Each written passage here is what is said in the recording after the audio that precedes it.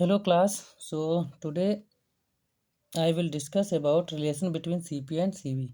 So आज का आप लोगों का टॉपिक है relation between Cp and Cv. Cp के बारे में आप लोग जानते हैं क्या है. This is specific heat of a gas at a constant pressure and this is specific heat of a gas at a constant volume. So इस रिलेशन को जो Cp और Cv में रिलेशन आप लोगों को मिलेगा इसको हम लोग मेश फार्मूला भी बोलते हैं. क्यों? क्योंकि इस फार्मूले को मतलब इसमें जो रिलेशन बताया था वो किसने? मेयर ने बताया था. ठीक है, तो ये आप लोग याद रखना, इसको मेश फार्मूला भी बोलेंगे. सो फर्स्टली हम लोग यूज़ करते हैं according to first law of thermodynamics. आप लोगों को पता है कि फर्स्ट लॉ क्या होता है? Delta Q equal to delta U plus P delta V. This is work done by the system and this is internal energy of the system. And ये चेंज इन हीट होती, heat energy जो होती है वो change होती है. ठीक है, तो आप लोगों को ध्यान रखना, अगर एट अ कांस्टेंट वॉल्यूम किसी भी सिस्टम में गैस का वॉल्यूम क्या करते हो, अगर कांस्टेंट ले रहे हो, ठीक है, तो कांस्टेंट के केस में जो चेंज इन वॉल्यूम होगा वो ऑलवेज जीरो होगा. मतलब डेल्टा वी की वैल्यू हमको यहाँ पर जीरो पुट कर देना है. तो ये ध्यान रखना. अब यहाँ पर जब वर्क डन आप निकालोगे, अगर डेल्टा वी की वैल्यू जीरो रखोगे तो इस रिलेशन से क्या हो जाएगा? Delta Q equal to delta U के बराबर. मतलब जो चेंज इन इंटरनल एनर्जी होगी डेल्टा यू किसी भी सिस्टम की, वो किसके बराबर आ जाएगी? जो आप हीट एनर्जी दे रहे हो. ठीक है, किसी भी सिस्टम को जितनी आप हीट एनर्जी दोगे मतलब वो हीट एनर्जी टोटली किस में कन्वर्ट होने वाली है? Total internal energy of the system.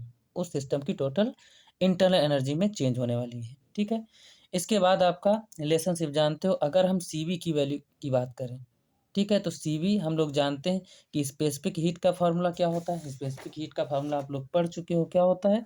C is equal to delta Q upon में एन डेल्टा टी. ये होता है अगर नंबर ऑफ मोल्स हम कितने ले लें, यानी एन की वैल्यू अगर वन ले लें, ठीक है, तो यहाँ पर एन की वैल्यू वन रखेंगे तो C इक्वल टू क्या हो जाएगा? डेल्टा क्यू अपॉन में डेल्टा टी.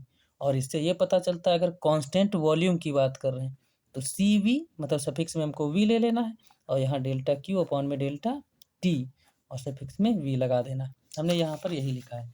ठीक है, अब ध्यान देना, डेल्टा क्यू इक्वल टू इस रिलेशन से डेल्टा यू के बराबर है. मतलब डेल्टा क्यू की जगह पर डेल्टा यू पुट कर देंगे. This is total internal energy of the system eight a constant volume. ठीक है, अब ध्यान देना, हम यहाँ पर v को रिप्लेस करेंगे. क्यों? क्योंकि हम लोग जानते हैं we have dropped the subscript v because the internal energy delta U of an ideal gas depends on only temperature. सभी बच्चे ये ध्यान रखेंगे कि किसी भी आइडियल गैस की जो इंटरनल एनर्जी होती है मतलब डेल्टा यू, ठीक है, किसी भी सिस्टम में जब आइडियल गैस हम लेंगे तो उसकी जो इंटरनल एनर्जी हीट की वजह से चेंज होगी वो सिर्फ और सिर्फ टेम्परेचर पर डिपेंड करती है. मतलब जितना आप टेम्परेचर बढ़ाओगे उसकी इंटरनल एनर्जी उतनी ही बढ़ेगी. और आइडियल गैस के लिए आप लोग जानते हो पोटेंशियल एनर्जी क्या होती है? जीरो होती है. ठीक है, तो इसलिए ये टेम्परेचर का फैक्टर है, इसीलिए हम ये वी क्या करेंगे यहाँ पर छोड़ देंगे. मतलब सी वी की value delta U by delta T हो जाएगी. ठीक है, नाउ अगेन इसके बाद हम लोग बात करेंगे Cp इज इक्वल टू, अगर हम specific heat of a gas at a constant pressure निकालना चाहें तो Cp इक्वल टू क्या हो जाए? डेल्टा क्यू अपॉन में डेल्टा टी. सेम वही रिलेशन है, बस यहाँ पर क्या लगा देना है हमको? P लगा देना है. और यहाँ delta Q according to first law of thermodynamics क्या होता है? Delta Q equal to delta U plus P delta V. हमने क्या किया है यहाँ पर? डेल्टा क्यू की वैल्यू जब उठा के रखे हैं तो ये रिलेशनशिप हमको मिल जाएगी. मतलब कहने का ये हुआ, हम ये कहना चाहते हैं कि डेल्टा क्यू देखो C P is equal to delta Q upon में डेल्टा टी और सफिक्स में क्या है? पी है आपका. तो C P is equal to क्या हो जाएगा? डेल्टा क्यू की वैल्यू हम लोग जानते हैं इतनी होती है डेल्टा यू प्लस का पी डेल्टा वी.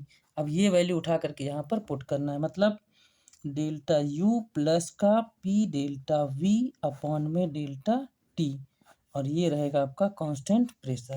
अब इन टर्म्स को अगर हम अलग अलग कर दें तो सी पी इक्वल टू कितना हो जाएगा? Delta U by delta T eight a constant pressure plus P delta we by delta T at constant pressure. ये रिलेशनशिप हमको मिलेगी. तो हमने देखो यहाँ पर यही चीज़ लिखा है, अलग अलग कर दिया है. अब क्या ध्यान रखना है कि यहाँ पर फिर यही वही रिलेशन कि delta U by delta T मतलब जो सिस्टम की इंटरनल एनर्जी होगी वो प्रेशर पर डिपेंड नहीं करती. इसलिए हम यहाँ पर जो पी सब्सक्रिप्ट दिया है इसको भी छोड़ देंगे. मतलब यहाँ पर simple delta U by delta T रख देंगे. फिर P delta we by delta T eight a constant pressure, ये रह रखा रहेगा टर्म। अब इसकी वैल्यू हमको निकालना है कि ये किसके बराबर होता है वो देखना है अगला। अब delta U by delta T पिछले रिलेशन से यहाँ पर सी वी की वैल्यू, ये वैल्यू किसकी होती है सी वी की, पिछले रिलेशन में निकाल चुके, तो यहाँ हम सी वी पुट कर देंगे। भाई ये चीज़ सी वी के बराबर है ना, ये यहाँ से ये हमने पुट किया है, ठीक है। तो एक चीज़ ध्यान रखना, अब इसकी वैल्यू निकाल के हमको रखना है। यहाँ पर देखो आगे लिखा है but for an 1 mole of ideal gas P V equal to R T, क्यों, क्योंकि P V equal to n R T होता है ना। एन की वैल्यू अगर आइडियल गैस 1 मोल है तो एन की वैल्यू कितनी लेंगे 1, तो पी वी इक्वल टू सिर्फ आर टी बचेगा, क्योंकि यहाँ पर जो एन था उसकी वैल्यू कितनी हो गई 1 हो गई, ठीक है। On differentiating both side with respect to temperature, मतलब दो इस इक्वेशन को दोनों तरफ हम क्या करेंगे टेम्परेचर के रिस्पेक्ट में डिफरेंशिएट कर देंगे एट अ कांस्टेंट प्रेशर, ठीक है, कांस्टेंट प्रेशर पे। तो यहाँ पर ध्यान दो, डेल्टा अपॉन में डेल्टा टी ये पी वी हो गया, डेल्टा अपॉन में डेल्टा टी ये आर टी हो गया। अब इसमें जब डिफरेंशिएशन करेंगे तो eight a constant pressure, pressure constant है बाहर ले लेंगे, तो delta we by delta T eight a constant pressure. यहाँ पर आर को बाहर ले लेंगे और ये delta T by delta T, मतलब ये कैंसिल आउट हो जाएगा, मतलब कहने का ये हुआ डेल्टा टी यहाँ आएगा और डेल्टा टी नीचे, ये दोनों टर्म क्या हो जाएंगे कैंसिल, बचेगा सिर्फ क्या आर, तो आर हमने लिख दिया। अब P delta we by delta T eight a constant pressure बराबर किसके आ गया आर की। अब इस रिलेशनशिप में देखो यहाँ पर ये जो टर्म दिया था ये वाला, ठीक है, यहाँ पर हम क्या करेंगे आर पुट कर देंगे, मतलब इस वाले टर्म को रिप्लेस करेंगे किससे आर से, और ये हमारा फाइनल रिलेशनशिप मिल जाता है C P minus C V is equal to R. This is known as Mayer's formula, इसी को हम लोग मेयर्स फार्मूला या फिर सी पी और सी वी में रिलेशनशिप बोलते हैं। क्लियर हुआ। इसके बाद एक क्वेश्चन है, आप लोग अच्छी तरीके ध्यान रखना। कह रहा है the difference between two specific heat of a gas is 5000, मतलब दो स्पेसिफिक हीट्स हैं जिनका जो है डिफरेंस दिया है कितना 5000 जूल पर KG kilogram, and the ratio of the specific heat is, मतलब सीपी और सीबी की वैल्यू की बात कर रहा है, कितना दिया है 1.6। Find the two specific heats, अब आपको वो दोनों अलग अलग स्पेसिफिक हीट्स की वैल्यू बताना है। तो ध्यान दो इधर ये आपका न्यूमेरिकल है, ठीक है। सॉल्यूशन यहाँ पर दिया है, जो हमारा क्वेश्चन कह रहा था दो स्पेसिफिक हीट सीपी और सीबी की वैल्यू कितना, इनका डिफरेंस दिया है 5000, हमने लिख लिया। सीपी और सीबी में जो रेशियो दिया है वो 1.6 दिया है। अब यहाँ पर देखो अगर हम सीपी की वैल्यू निकालें तो ये सीबी जो डिनोमिनेटर में था इधर मल्टीप्लाई हो जाएगा, मतलब CP is equal to 1.6 CV, ये वैल्यू उठा के सीपी की यहाँ आपको पुट कर देना है। अब जब पुट करोगे तो 1.6 सीबी माइनस का सीबी इक्वल टू 5000। अब 1.6 में से इसका कोफिशिएंट कितना सीबी का 1 होगा, तो 1.6 में से 1 जाएगा कितना बचेगा 0.6, सीबी इज इक्वल टू 5000। अब सीबी की वैल्यू निकालना है हमको, तो 0.6 को क्या कर देंगे इधर डिनोमिनेटर में ले जाएंगे, और ये आपको क्या करना है डेसिमल हटाना है, तो उधर एक ऊपर जीरो बढ़ जाएगा, जब बढ़ेगा तो सिंपल सा ये टर्म पूरा आ जाएगा। अब इससे क्या करेंगे 5 जो ये बचा है 50,000 है, इसको 6 से डिवाइड कर देना है, तो 8333.3 जूल पर केजी केल्विन, इतना आपकी सीवी की वैल्यू आ जाएगी।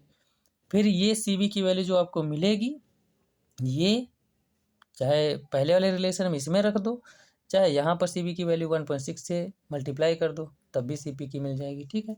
तो हमने क्या किया है उसी रिलेशन में रखा है, तो CP equal to CV plus 5000, CV की वैल्यू जितनी आई वो यहाँ पर पुट किए हैं और 5000 उसमें ऐड हो जाएगा, तो टोटल आपकी ये आ जाएगी 13333.3 जूल पर केजी केल्विन।